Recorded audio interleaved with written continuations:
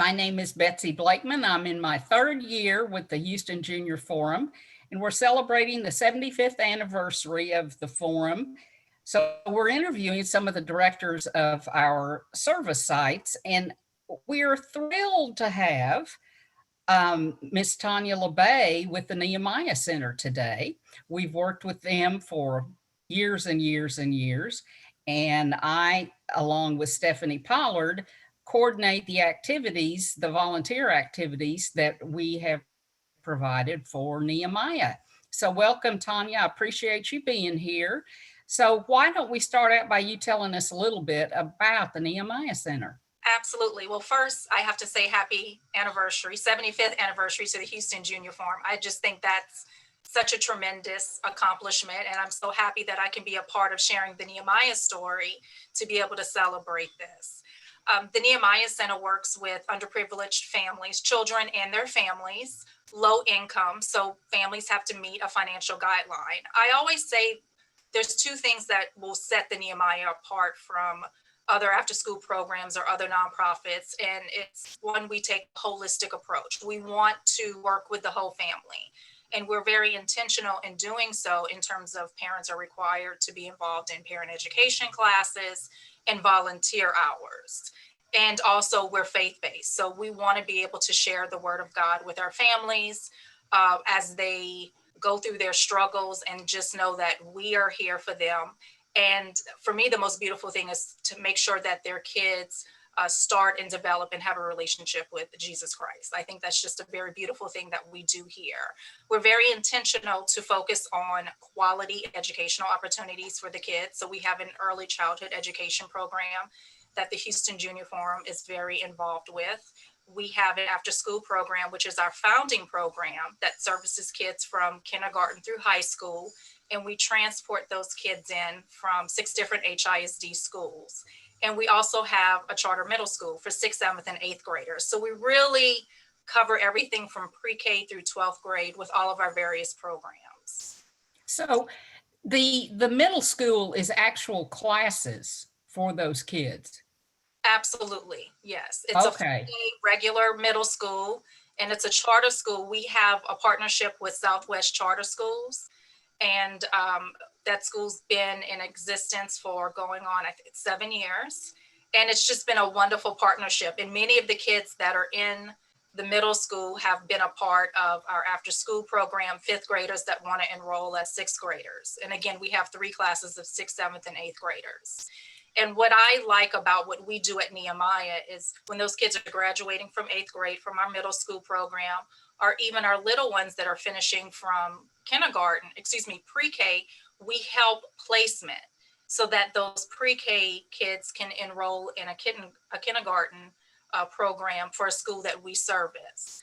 For the 8th graders, we want to be intentional to really place them at quality high schools. So we call it individualized support, to where we look at the grades those kids have made, kind of where they are emotionally and socially. We've had some of our kids that have been able to go on to, private schools, Cristo Rey Jesuit, magnet schools. The end game, again, is to continue to provide the families with quality choices for the kids, to where they know that they can get these kids in really great schools, in really great magnet programs. And without the Nehemiah Center, they're not always aware of those opportunities and resources. So that's a big part of our parent program, sharing a lot of those resources so that those parents can apply to those great schools for their kids. Well, I know the pandemic has been hard on everybody. How have you all dealt with the pandemic at your school? Are the kids in school? Yeah, so it's been very challenging. Initially we follow the HISD schedule. So when we shut down, obviously very unexpected in March, we were virtual through May. And then we were able to open our summer program in June. And then we reopened just to staff in August. And again, following the HISD schedule, we started a hybrid option to where we had kids virtual from August through October, and then kids had the choice to come back on campus or return to campus here for in classroom learning. It has been a huge challenge. I mean, you talk about preparing to receive kids on campus. the amount of PPE, things that we needed, the digital thermometers and all of the cleaning supplies. So when you look at it from that perspective of just the planning, and then how do we begin to create quality virtual instructional videos, and how do we begin to serve the kids? And then also for us, which is again a big part of who we are, the families, if we have a family and a majority of our parents opted to remain virtual, how do we continue to serve those families? How do we continue to meet their needs? Probably one of the biggest things that we know is food insecurity. Right. Is a major issue for families. So we want to be able to meet those needs. So partnering with organizations like the Houston Junior Forum and churches in the area to create opportunities to where we can do grocery gift cards and grocery bags to be able to distribute and drop off and deliver to our families. So I would say through all of the madness of COVID, trying to make sure that families or parents can continue to feed their kids while they're at home was our number one goal. And then obviously, meeting those other needs. There's an equity issue when you talk about virtual learning. Many of our kids don't necessarily have laptops at home. They don't have internet service. So it was creating hotspots, purchasing large quantities of Chromebooks. So we had to go out and seek a lot of donations to be able to bridge this gap. Right.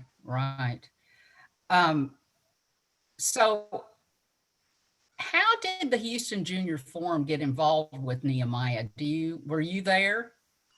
Yes, but I still couldn't remember. I remember Cookie.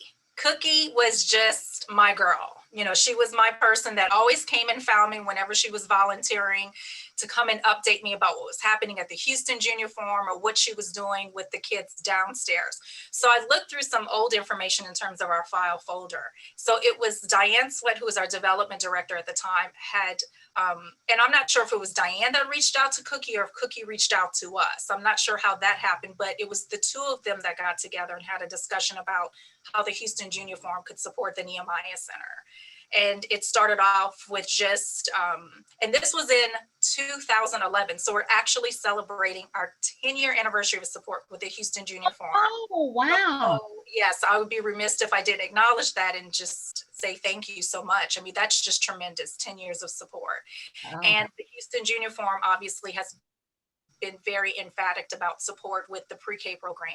And so when you talk about early childhood education and being able to create a platform to where it's a quality program, it really does take a community. So when I think about the Houston Junior Forum, I think about the word community, because all of you are just so invested in helping the Nehemiah Center and the pre-K program be successful. So when you walk alongside us and all of the different things that you participate in, including, the enrollment nights, the holiday dinners, the fall festival, and then of course the pre-K graduation, that's the culminating event that so many of the parents look forward to. And you just, so many of the Houston Junior Forum ladies volunteer for all of those events year in and year out to help support us. And then obviously offering the financial support. I mean, we've been able to elevate the graduation ceremony because of that contribution. When you talk about the caps and gowns and the certificates and the food and everything that we want to do to make it feel really special, so that our parents feel very proud about what their children have accomplished. It's just a beautiful thing of community with all of us coming together for that common goal. Mm-hmm. So when did you start with Nehemiah? I started in this role. So I actually started in 2003 as the education director. Oh, yeah. What this Melody is now? Exactly. Okay. And then in 2008, I stepped into this role as executive director. Wonderful. A few years later when Cookie came to us, and again, that was in 2011. Okay. Well, I know that the first time that I really remember doing something, and I've only been in the forum 3 years, it's not like, it was so long ago, but the memory's not what it used to be. It was enrollment night, and we had volunteered, and Melody Jordan, the director of education, grabbed me and said, okay, you come sit next to me. And I'm sure I messed everything up. But anyway, she was so gracious. And then you came over And I think I asked you both a question or something about Nehemiah, and you were both just so passionate about this organization and helping, and your hearts were so full of love. I just thought, okay, I just have to be involved in this. I have to be.